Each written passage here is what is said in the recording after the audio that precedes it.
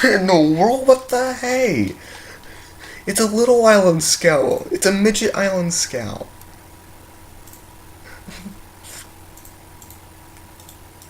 Okay, what in the world is wrong? This is a midget island scout. What is wrong with this? And I can't even render anything.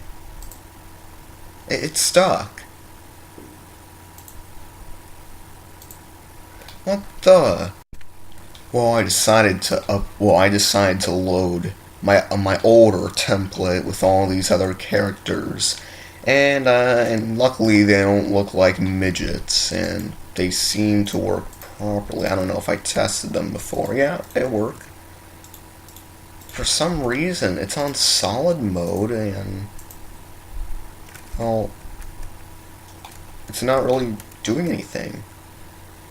And when okay, and it's a black screen. And another thing is, I don't even know how to fix that. I can't even zoom in anymore. What the hey? So I gotta do this. Okay, so let's go to materials. How? Dang it, I lost the textures. How do you even put a texture on here? Map input texture. What do you do? I mean, this is texture, and I go to this whatever UV thing, image UVs. What? I can't find anything, and the timeline isn't even default.